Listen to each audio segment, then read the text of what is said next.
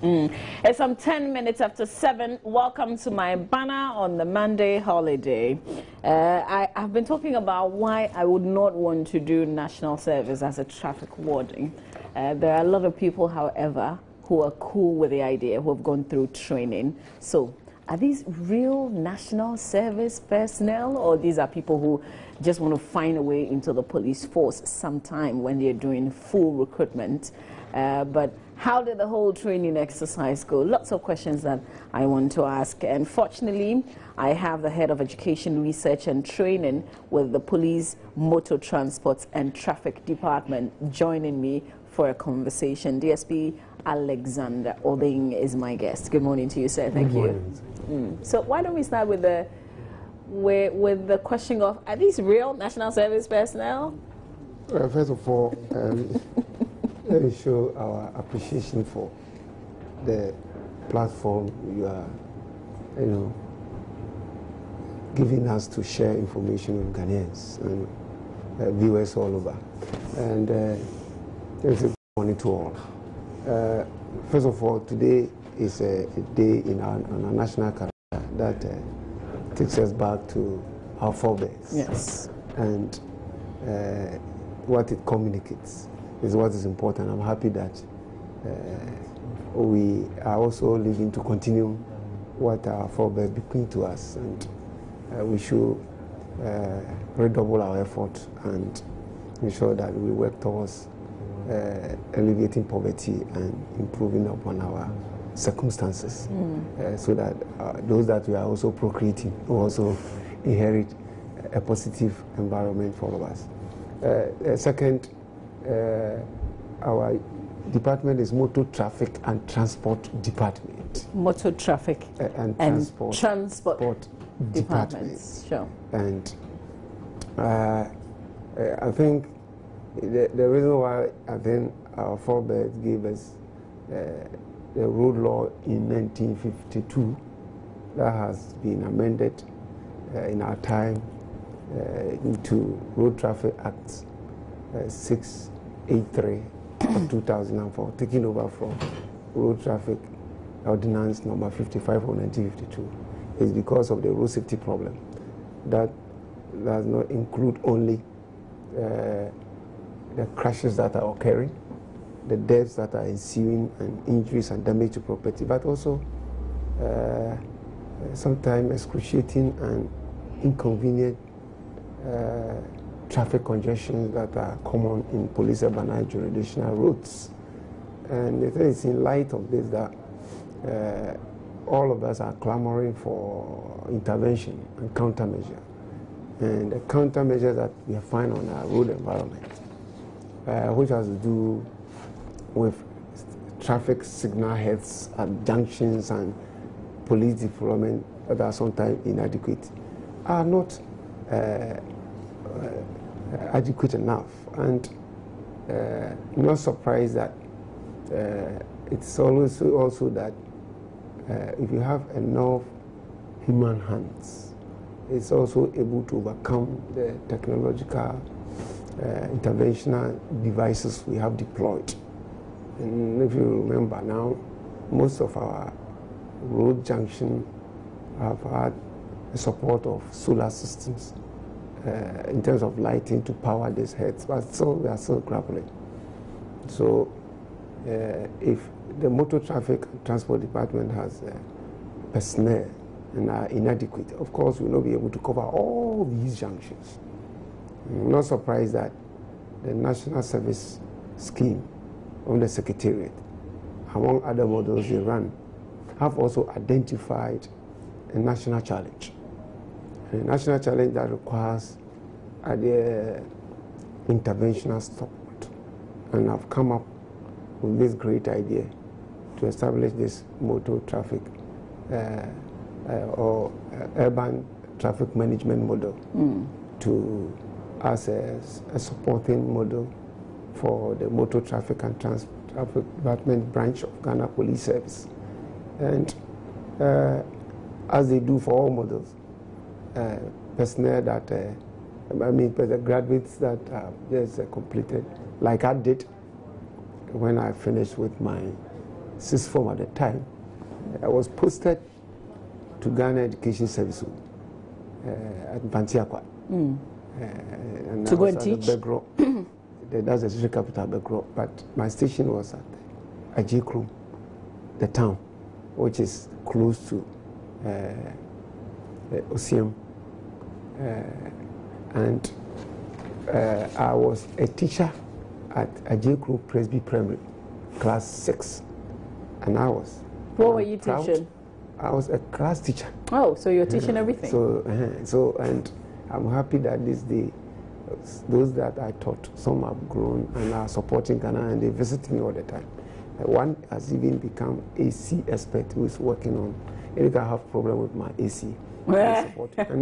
And that is it. And I did it, and similarly, Ghanaian like myself in those days, I've also got the opportunity to also serve Ghana in varying capacity, including urban traffic management. And I'm happy that I was a part of the facilitators that brought all these to their attention and emboldened them, and are ready to also deliver, and already they are delivering, having been taken through a comprehensive 2-week orientation. So they're done with the training? Yes, so they are national service personnel. Are they personnel. Proper national service personnel? Like I was, so they are. Okay. And of course, I think I was also influenced, because immediately after my national service, my idea was even to go into go to University of Kwame Nkrumah University of Science and Technology to go and do land economy or planning. Most of my colleagues did, but I think after teaching, and also I also became around the same time, PE master of the school, and took the primary school to Bososo when we did the district, what do you call, sports for that year. Like in Tako? Yes, we came on top because of my coaching skills. And with the education and all these didactic secondary influenced me to also apply for to be, and I was considered by University of Cape Coast, and I'm now a teacher. Okay, so are you hoping that these people would apply to be in the police force itself? I'm saying that when I finished my service with Ghana Education Service, JCRO, I took application for and applied. So many courses are there. Instead of me going to UST, I found myself at the University of Cape Coast, and I was at DASI department, and I was trained as an integrated social studies educator. And here I am. And so I also trace why I became a teacher to what Ghana helped me with as national service personnel. It was an opportunity and honor. And that's why I've also decided to, in every capacity I'm giving, deliver that also fair service to Ghana. Okay. And I hope they also do same. However, if in the course of your service, I also influenced like I was influenced, and then an opportunity comes and there's time for Ghana to recruit under cadets, among others, and you so apply on a public form that will be given out by police service, and you so qualify physically and all manner, then why not? You know, how many people are we talking about here? How many people pass the training? So far, we have trained 439. 439? Yes. Okay. 110 for, 130, sorry, for Kumasi, and 309 for Accra. Are they all men? No, men. I wouldn't be able to give the gender ratio, but I know we have both male and female compatriots of Ghana who are also being acculturated with the habits of delivering service as potential employees. Did it come for themselves? Is this like a voluntary?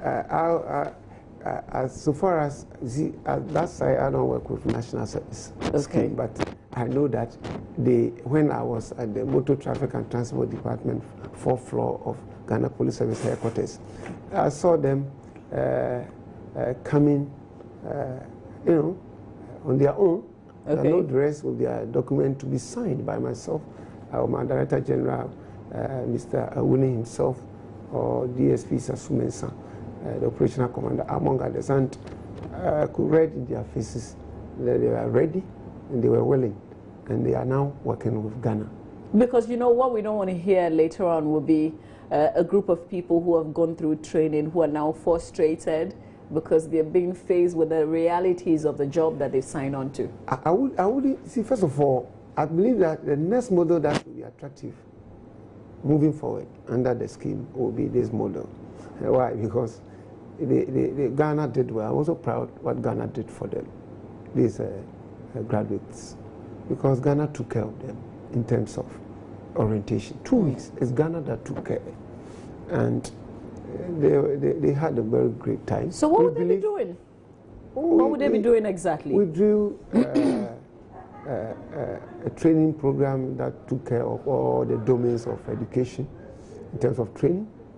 It touched on their psychomotor, it touched on their affective and then their cognitive domains in terms of classroom activities, in terms of field activities, both in-house and on the field, and in terms of sharing of feelings and sharing of good character and behavior and all that. And so for us, we went through traffic management topics, and we also looked at the issues of physical fitness, and we looked at the discipline that our police training environment inculcates in trainees, and we also had the opportunity of interacting with the general public at varying traffic police duty points, both in Accra and Kumasi, the course of the training. And as in they interacted with the motor, the road users, and even police officers, among others. And in terms of their turnout, because if you are a traffic officer, of course, you know that you don't behave like the others behave. You like one of our IGPs have said, if you are a traffic officer or a police officer, you have to behave abnormally. And if your abnormal behavior is not the deviant behavior that we talk about, but that we are guided by rules and regulations, and you act accordingly in terms of your turnout, for example. The dress you wear, you are not going to put on the usual skirt and those things that we do with lipsticks and all that. But how you plait your hair, for example, in the case of the women, how you trim your mustache and your beard, among others, and how you polish your shoe, and how you stand, and why you shouldn't chew gum as you have done all the time. You shouldn't be receiving phone calls, and how you have to couch your language and put up smile and show good countenance to the general public, because you give hope, among others. And I believe as graduates, it was easy to inculcate these, among others. So how would they be appearing? Oh, I said that some have seen them. If you are on the road environment and you see some compatriots in khaki down trousers. Okay, is it like we're showing? Yes, that's it. And with polo shirt black with an inscription of national service on it, and they are in also polo cap, and also the same inscription and logo or crest, among others. And sometimes you see them also with reflectors embossed with police and the national service scheme insignia and all that.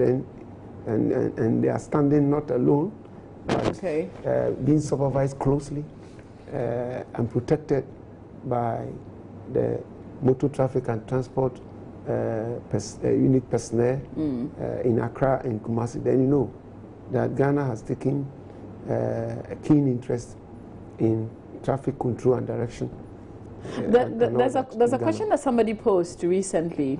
When the traffic lights are working, everything is proper, why do we still have police officers at that traffic lights? I think in my initial submission, I said that we have deployed a lot of traffic countermeasures. One in road, urban road management is to deploy traffic lights at junctions, and even sometimes at Pelican crossing points.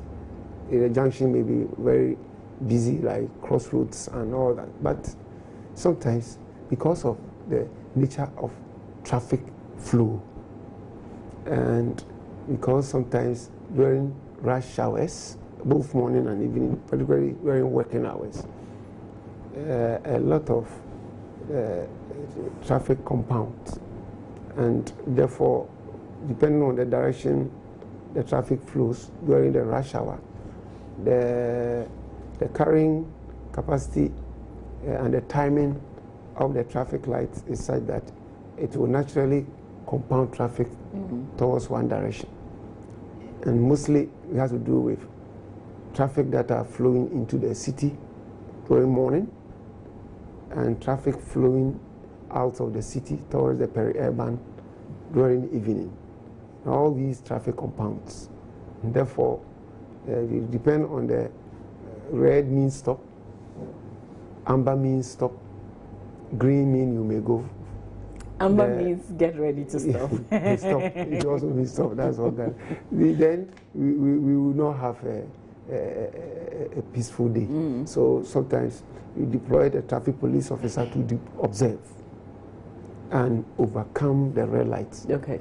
And allow traffic to flow depending on which direction is getting compounded, and to empty it onto the empty road as well. And so it's not always that the traffic light is working, so that's it. No. There are also instances that if the traffic officer is not there and the vehicle gets disabled and it is not quickly removed with the support of calling towing, then we will have a mess on our hands. So it is always, and it gives assurance to the general public that the police is present, and the miscreants and road criminals also now have their way and misbehave towards more respectful road users. DSP, as a road user myself, I've made some kind of observation. Motorists don't particularly respect persons who direct traffic who are not police officers. So I'm wondering how you're going to manage that situation with these national service personnel. I've seen, people who are in reflectors sanctioned by the police to do that job, but they stop people and they don't even bother. Well, sometimes even they do that to police, and that's why it is the law in section 27 of Act 683 of 2004, which says that every motorist should comply to police hand signal and directions. If you don't do it, you commit an offense. Parliament put it there because they know that these attitudes of road users and behaviors do occur, and therefore that one was not even meant for only the Ghana Police Service traffic officer, but other authorized traffic officers like those from the assembly and those supporting us at the moment.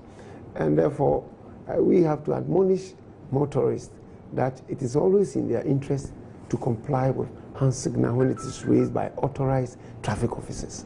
And that with the training that we have given, we hope that attitude will change, because these are smart people who can gather your vehicle registration number for us. And with this time, are you able to effectively work with that? Well, we have teams that look out and pick later those who violate clear instructions, because they might have run amber light, because they might have done something wrong elsewhere, and police have received prior information to stop and inquire further.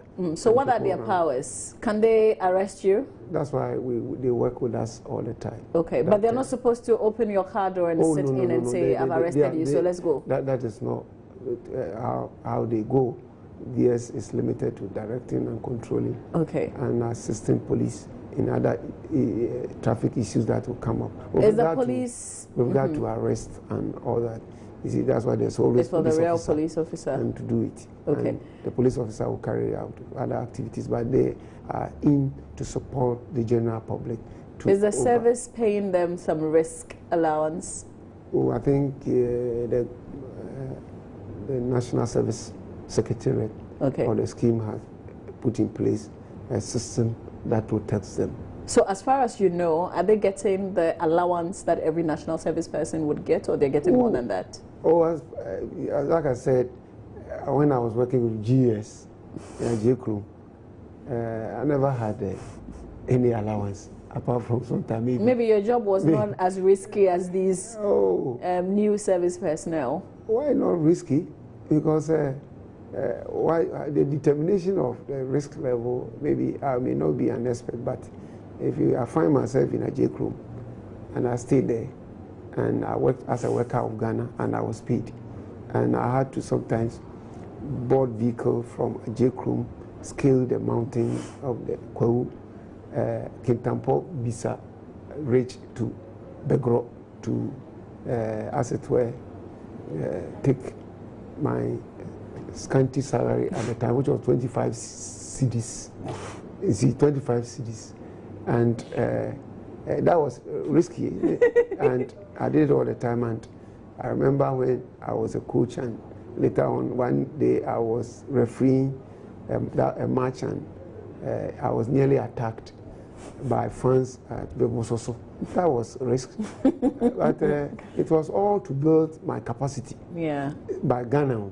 so that as a worker, having got right guaranteed under the International Labour Organization's protocol, then I also know my left from my right and gather local experience and translate it into the international best practice. So for me, I don't see anything wrong with it. Would they be absorbed into the police force after their national service? That leave it to individual graduates, or personnel, what they want to do, because I purposed in my heart, like Daniel did when he was in Babylon, that he will not defile himself with the king's meat. I also purposed in my heart that I will join Ghana Education Service when I joined, when I was a teacher under National Service. And I went to University of Cape Coast, and But now here you are as a police officer. Yes, and when I came out, I applied on my own, and I was shortlisted. And when I went through it, I qualified. And I passed the initial qualification because they were looking for second class upper strong one to first class. And that was it. So it doesn't matter what we have done. Do you qualify per the criteria? Because I'm thinking if they qualified enough for them to receive training to be traffic wardens, then naturally they qualify to be in the force. The requirement to be to come under urban traffic management model of national service is not tied to the Ghana Police Service recruitment requirements. Okay. So let's get that one too straight. In other words, whatever that national service gives, we make use of it. Okay. And we all know there are some who are physically challenged, but we'll be able to train them. And we put them to good use elsewhere. The physically challenged persons, what exactly would they be doing? There are so many things they can do. Don't you know that we are also responsible for instance, gathering primary data for Ghana in terms of road traffic crash reports, among others. So it means that we have a backroom support staff. So we wouldn't see those physically challenged persons on the streets, would we? Pardon me? Would we see some of them on the streets? Oh, if there is a need be that their services required. But I'm saying that we have backroom support staff that may be fitted to do that work. And so for us, whatever that is given to us, we make use of it, because police, as it is, it's a complete community. And I believe you know that. And you know that in the police service we have doctors who are delivering services. Don't you know that we have accountants? You know that we have data, those who are collecting data for us in terms of crisis. We have nurses like Aquile and Co. You go there to the police hospital, go to the maternity ward, and he's a known person, he's my colleague mate, and they are there delivering service. So we have very service, delivery departments and units. So for us, we make use of them. All right. And do you need more? I believe. Do you need more? In terms of? More of the service personnel. Oh, in fact, the earmark 1,000. Okay. But so far, we've had opportunity of training 439 for Ghana. And they are supporting Accra and Kumasi traffic control and direction efforts that police deliver. So if more comes, why not? And I'm also happy for them. Okay. Are you giving them accommodation? No, it was resident dependent, because if you happen to be in Accra or Kumasi and you applied, where you are taken and pushed to us for us to train you, so that you wouldn't have problem with accommodation. Okay. Okay. So they make a choice, and they are sent. So, and mostly even per our deployment, we make sure that you are deployed close to where you live. See, close to where you live, so that it also become like a community policing service delivery. Like, okay. All right. And that is it. And I'm proud to be part of the trainers, and I'm happy for them, because this time around, if they are very smart, like some of us in those days, by the time we finish this service, I would have also networked, because on the road, all the employers of Ghana are there, and all the networks. So they should network whilst they're doing the service. It depends on the individual personnel and the graduate, what he wants. Okay. What kind of attitude are you putting out? What is the behavior there? What turnout do you have? How do you speak to the motorist, even when he flouts the law and he does not comply with your house? Do you issue threats and verbal assaults, or you put up good countenance and admonish and all that? There you may be finding yourself in a good book of one employer or the other. Okay. So that is also a networking ground for them. Right. And I believe they should be proud and also appreciative of what Ghana, through National Service Scheme, have done, and through the effort of the Motor Traffic and Transport Department. Okay, on that note, I want to say thank you. My prayer for them is that they shouldn't start collecting 1 Ghana, 2 Ghana, and then we'll graduate to 5 Ghana on the way. I'll be looking out for them. Have to look and I'll give you these lenses. A quick report. These lenses are very important, and I told them that if what I'm seeing and what I'm reading and what I'm hearing is true, that even the law experts, those at the bench, are also finding problem with morality. Then you graduate, what do you have to do? You are also susceptible. And as frailty as we are and frail as we are, we should be empathizing with them and continue to admonish them to stay above that moral standard. Okay. Thank you. All right. DSP Alexander Obeng, thank you so much for your time. Stay with us. We'll come back with that conversation on do you believe in Ghana? Is Nkrumah the greatest ever? Stay with us here on the AM Show.